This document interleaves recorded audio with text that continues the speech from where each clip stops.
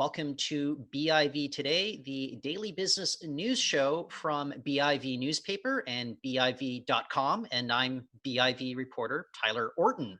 And on Wednesday, Governor General Julie Payette, she delivered the throne speech outlining the next session of Parliament's goals. It included a number of initiatives focused on Canada's innovation economy as the country continues to navigate this pandemic. And with us today to talk about the state of innovation here in Canada, it is Ben Bergen. He's Executive Director of the Canadian Council of Innovators. Ben, I want to thank you for joining us on the show today. Tyler, thanks so much for having me. So there were some notable announcements here. Just off the top of my head, I recall the Governor General talking about having the corporate tax for clean tech firms, other ambitions going forwards. Is the government on the right path? What's your initial take on what was outlined in the throne speech? Yeah, well, that's a great question. And look, I think, you actually said it correctly. It's an outline, right? And it really will be the coloring in that will ultimately determine whether or not this will actually prove and create the outcomes that we want. And sort of before I maybe jump into it, let's just talk about why it's important that we really figure out how to create an innovation strategy in this country that will lead to prosperity. So obviously being hammered with the economic crisis that COVID has produced, we know that we're going to be, billions of dollars in the red. And so it's not just important that we build back an economy, that restores the same jobs, but that we really figure out a way to create a prosperity strategy that will pay for, obviously, the crisis, but also social programs that we as Canadians care about. So think about, healthcare, education, roads, those types of things. And to give you sort of an illustrative example of how much the economy has changed, in 1975, 17% of the intangible economy was what made up the S&P 500. As we fast forward to 2015, 87% of the intangible economy is what makes up the S&P 500. So think of, Microsoft, Google, Facebook, those companies. So real wealth creation is going to be in the intangible, and that's the innovation economy.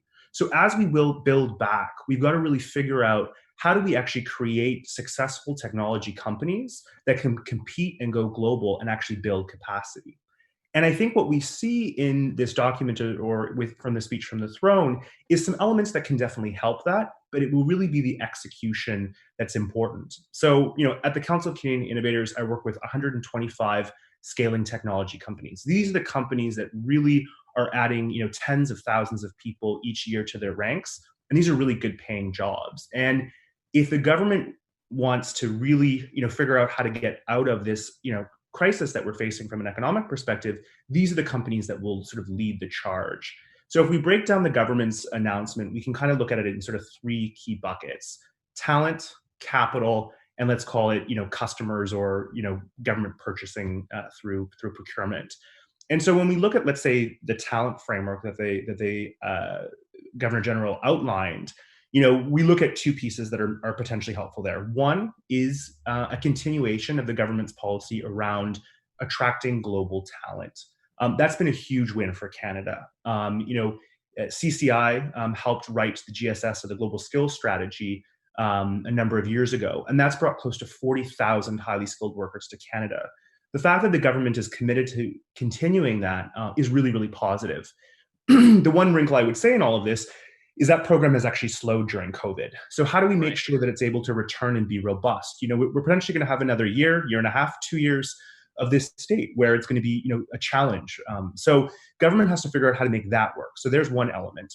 Just to jump in, do you think that there is going to be pent-up demand for getting that top talent back into the country once there's a widely distributed vaccine? We're going to at least have some new normal going forward after all this is behind us.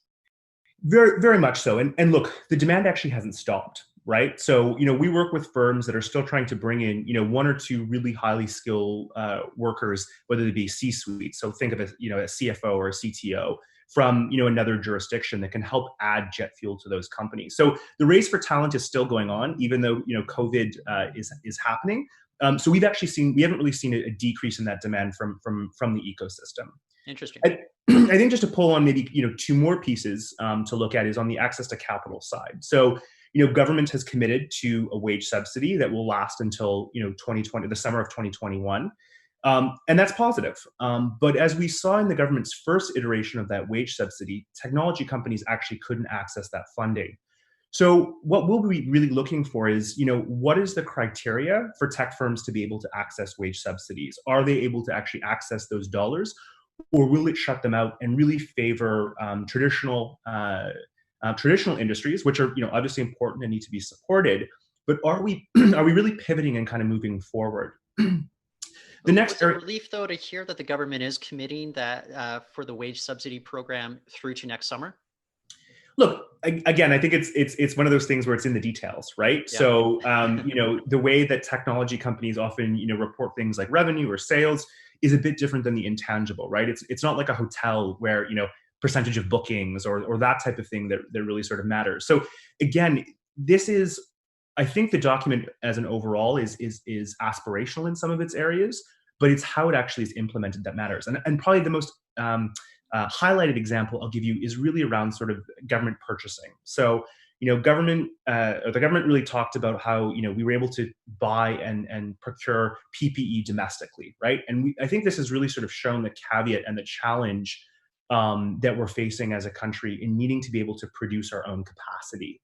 And the Governor General made remarks that outlined a need to update our government IT services, looking at clean tech to make sure that we're meeting our global commitments.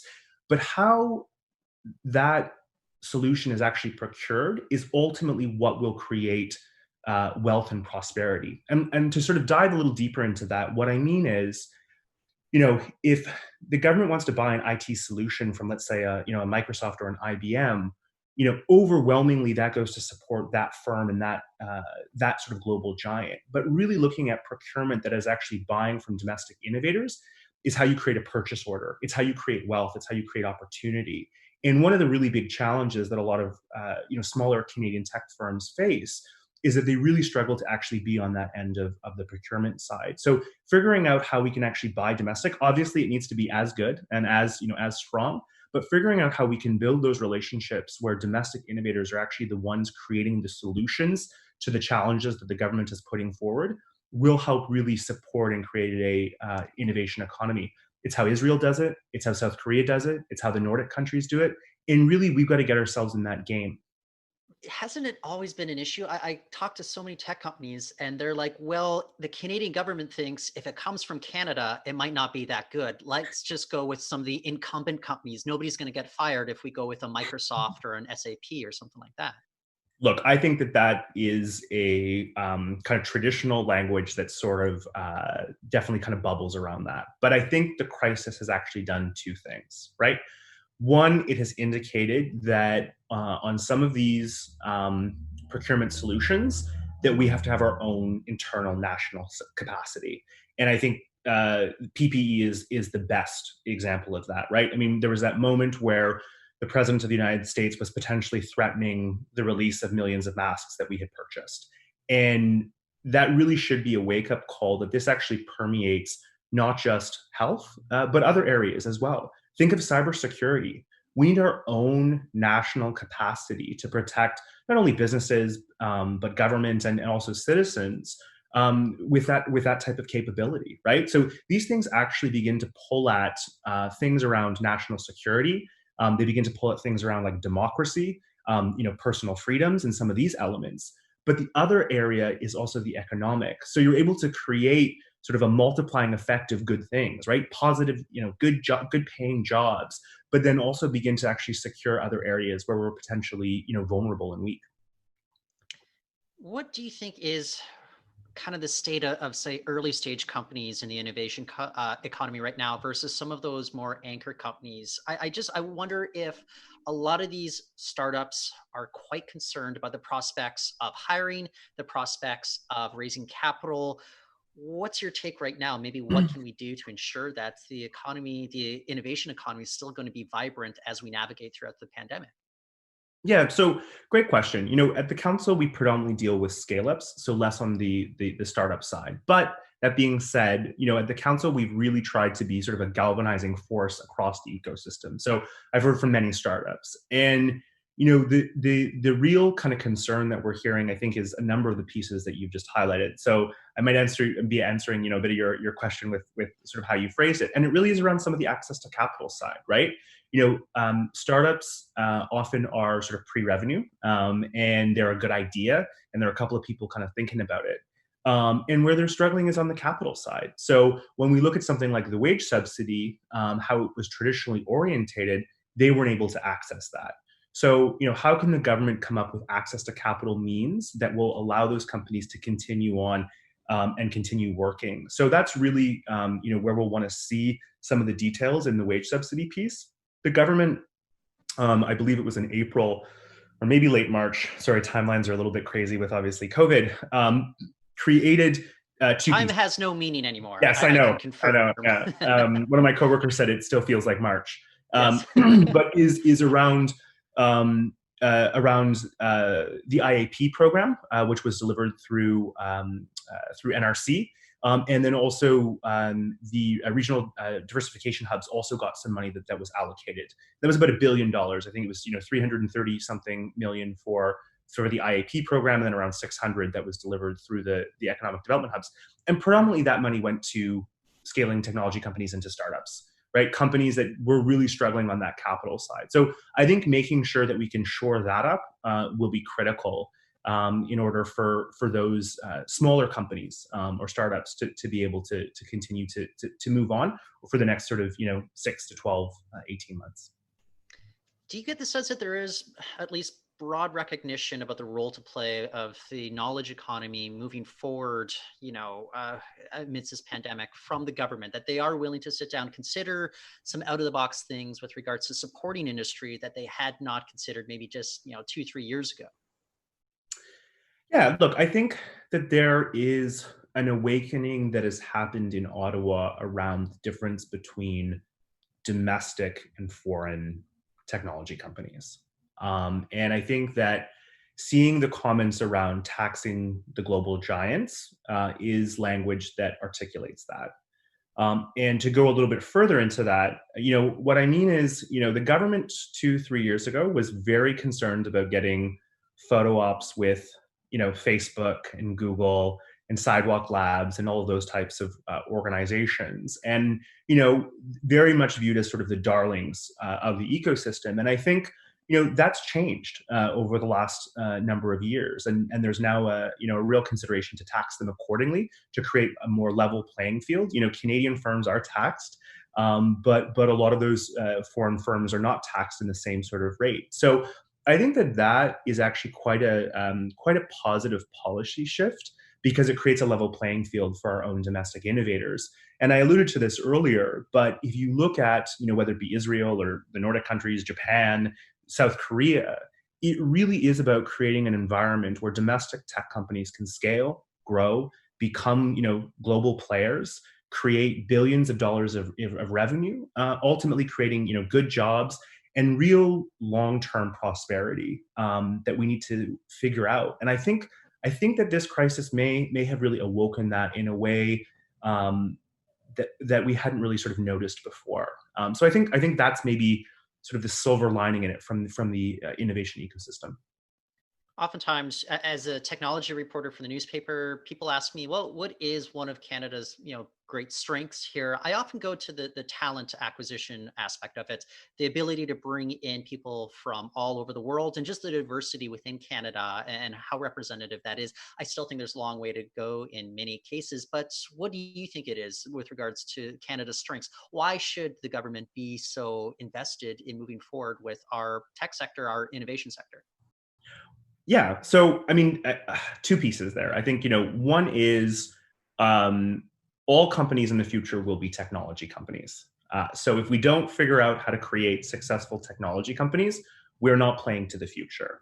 And, we're in this inflection point where economies are shifting, wealth generation is shifting. It's moving away from things like oil and gas and natural resources, and it's being centered around really the ownership of an idea, which is IP, and the data. And I highlighted that with the comment I made earlier about how much the S&P 500 has changed towards being a intangible market rather than tangible.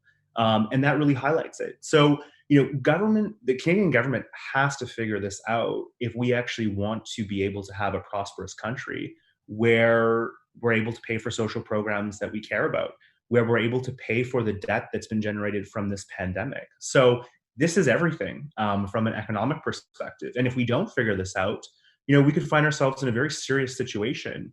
If you look at the innovation index created by Bloomberg, last year, Canada actually slipped 2 positions. I believe we're now behind Slovenia. No offense to Slovenia, but that's not a good place for us to be in. We should really be in this sort of top 10 at sort of a bare minimum. Let's aim for number one. Let's edge out South Korea, but that's kind of the state of where we're at. So this is paramount. We do have to figure this out. And the really exciting thing, though, that I would say, Tyler, in how all of this weaves together, is that we can actually solve a number of the great challenges that are in front of us. We can solve the environmental crisis as we pivot through that. We can create equality and equal opportunity around gender and race, and really help to alleviate those as we create this sort of new economic reality. We can create opportunity for sectors that are struggling. So let's think about what's happening in Alberta, right? Massive declines, massive shrinking of the economy. This is a chance to reimagine, to reconstruct, and really build a prosperous Canada that's inclusive. Well, I'll tell you, I'd love to follow up with you in a couple of weeks, a couple of months. I especially seize on that procurement issue. I think that's a very important thing that more people need to be aware of. And so I like that you're leading the charge there. But Ben, for now, just thank you so much for taking the time Yeah. to talk to us and explain what's going on right now. Yeah, I mean, the budget might be a fun time for us to talk as well. That's when we actually see what the coloring in looks like, right? This was Yeah. just an outline, and then the coloring in will be what happens with budget. Let's make that happen. I'm Okay. totally down to follow up. All So right, it's a date. excellent. Fair. That's Ben Bergen. He's executive director of the Canadian Council of Innovators. And that's it for our show today. But we'll be back next week with our Women in Business podcast series. Until then, you can go to biv.com for more stories and more interviews there. For now, I'm Tyler Orton.